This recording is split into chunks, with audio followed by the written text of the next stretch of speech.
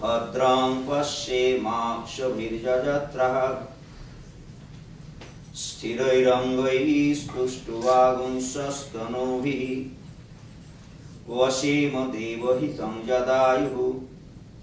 ॐ शान्ति शान्ति शान्तिः। May we hear with our ears what is auspicious. May we see with our eyes what is beneficial. May we sing praises to the Lord and enjoy with strong limbs and body the life assigned to us by Him. Oh, peace, peace, peace. Welcome everyone to this evening's special lecture, and we have guest speaker Swami Tyagananda.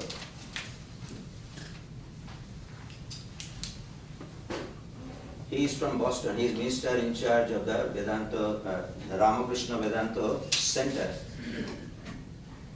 Ramakrishna Vedanta Society in Boston. He joined the Bombay Center in the year 1976 and then got his monastic vows in the year 1986. And he had worked in Delhi, Madras, Bombay, Delhi, Madras, and now of course he is in Boston. And when he was in Madras, he was the editor of one magazine, English magazine, which is known as Vedanta Kesari. Then of course we have the flyer, he came here about 15 years ago, and some of you might not be remembering even, but at present he is a very well-traveled speaker and also a writer. So he has brought one book, very recently published book, Walking the Walk. So we have the copies of that book and the flyer. If you want to buy and get his signature, you are welcome. So prior to coming to the United States, Swami Tyagananda was for 11 years the editor of English language journal Vedanta Kesari based in Chennai, India. He has translated and edited 11 books, including Monasticism, Ideals and Traditions, Values, The Key to a Meaningful Life, and The Essence of the Gita, then Interpreting Ramakrishna, and his latest is the Walking the Walk, a manual of Karma Yoga.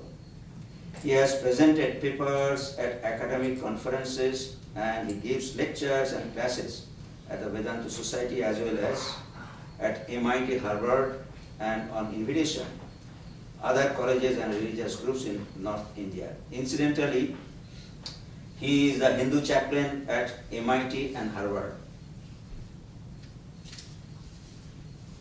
He has come to our place, of course I cannot say by chance, but by invitation definitely. But his main purpose is to attend one symposium, Swami Vivekananda's celebratory organization. That is a group of devotees who have organized a group which is celebrating 150th anniversary in this area, in the western part of India, especially in the Bay Area. So this will be their concluding celebration, and there is a scholarly symposium, and that is Swami Vivekananda celebrating the man and his legacy. That is the title of that symposium. So that will be held in UC Berkeley, Wheeler Hall on Saturday, April 19 between 2 p.m. and 5 p.m. So he is one of the speakers there. And along with him, there will be other speakers also, Professor Deepesh Chakraborty of University of Chicago, Professor Diana L. Eck, Harvard University, Professor Brian Hatcher, Tufts University, and Professor Lawrence Cohen, University of California, Berkeley. And Professor Charles A. Thomas, a Nobel laureate of 1964, will also be present at that event. So for that purpose actually he has come here, and we got the opportunity of having him here tonight. So I welcome Swami Tyagananda to make his presentation on Walking the Walk.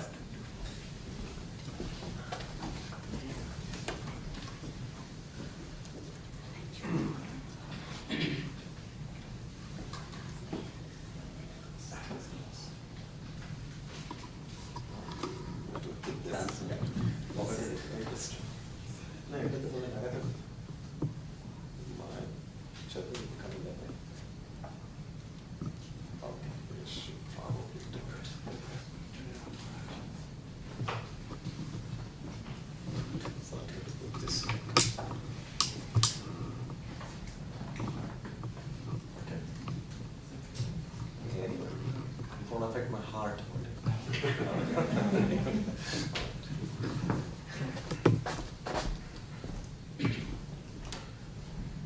Om Asatoma Satkamaya Tamasoma Jyotirgamaya Mrityorma Amritangamaya. May the Divine lead us from the unreal to the real, from darkness to light, from death to immortality. Peace, peace, peace be unto all. Thank you, Maharaj, for that introduction. I don't have a Maharaj time. At least a calendar should be there somewhere. What time is there? I'll look at it. Sometimes no, I don't shoot.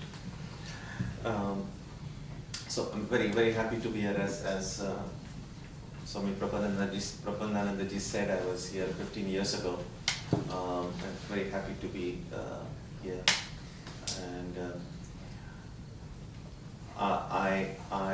when I was in India and I was editing the Vedanta history, Swami Shraddhananda ji was very kind and he contributed several articles when I was editing the journal, and many of those articles then were included in that book, Seeing God Everywhere. So I've been very fortunate to again come to this place, so filled with the memories of Swami Shraddhananda ji. And I'm also, of course, happy to be here because I've had the great privilege to meet and know Swami Prabodhananda ji almost from the time I joined the order, because Maharaj was in Rajkot and I joined the order in Bombay, and every year Swamiji would come to for the Durga Puja, sometimes for Kali Puja also. So it's a happy occasion to be here. So besides coming for the Berkeley function, so don't think that this is just by accident that I've come. I was really looking forward to being here. So walking the walk, as you heard, is also the title of the book that was recently published. To give you a little bit of a background about what made me even want to do this, one of the challenges that has often come for those of us who have read and tried to understand and build our life according to the teachings of Swami Vivekananda was that although we have his books, the entire 9 volumes of his complete works, it's not really a book that Swamiji wrote. It's a collected works. It's a compilation of the transcripts of his lectures, his writings, his letters, class notes.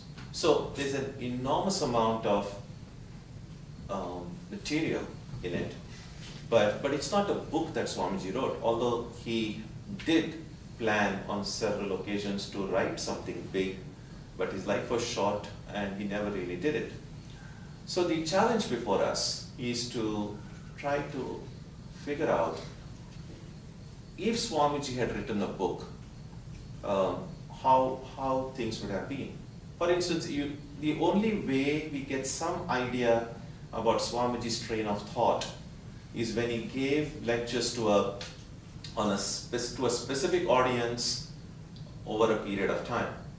Because otherwise, all of his lectures were given at different times, to different audiences, to different people, and it's not always easy to find a continuity of his presentation. And among the portions in Swamiji's works that we see are these 4 yogas, because more or less, considering all the other material that's there, these 4 yogas were the one he more or less gave to the same audience. and to over a length of period. So it's a little bit easier to find how Swamiji would have developed the topic in these yogas. In fact, Swamiji referred to these 4 yogas as the textbooks which will be useful for spiritual seekers that come later on. But even when we study these yogas of Swamiji's, the challenge has always been that we only have the transcripts of his talks. What exactly he said to the people before he gave the talk, what he said to them afterwards, we really don't know. We have some idea about the kind of interaction took place from Gargi's Mary Louise Burke's books. But the challenge is this. Let's say you read Swamiji's Karma Yoga. And of course, Swamiji's words are so powerful, so you kind of get inspired, you get charged. But then you decide, okay, this Karma Yoga makes sense to me. Now what do I do? How do I start practicing it tomorrow? I mean, we have the general principles. Oh, do everything as an offering to the Lord. Be detached. And so on. I mean, so we have broad principles. But how to transform these principles into specific, tangible, practical techniques that will help us. So if I want to wake up tomorrow morning and start practicing Karma Yoga, what exactly do I need to do? And it seems not unusual that those people who may have attended Swamiji's talks on Karma Yoga may have asked him that question. Swamiji, I would like to be a Karma Yogi. What shall I do? What is the kind of practice that I need to have? And it seems plausible that Swamiji may have given specific instructions to the people who came for those talks. But we don't have any record of that. So that was one of the motivations for taking up this, that if now after reading say Karma Yoga or Jnana Yoga or any of these yogas, and I say, I want to practice it, what exactly do I need to do? So one thing that I tried to do was an attempt at creating a practice based on the teachings that Swamiji gave. The second motivation for this is that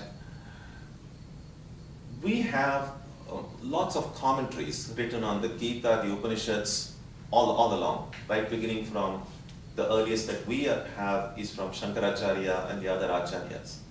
Now, one of the reasons that Vedanta has become such a rock-solid philosophy is that there's been a continual exchange of ideas, a big dialectic. So for instance, when Shankara wrote his commentaries, there were others who raised questions, raised doubts. And then the later generations, they came and then they answered them, and more questions were raised and more answers. So we have this enormous amount of literature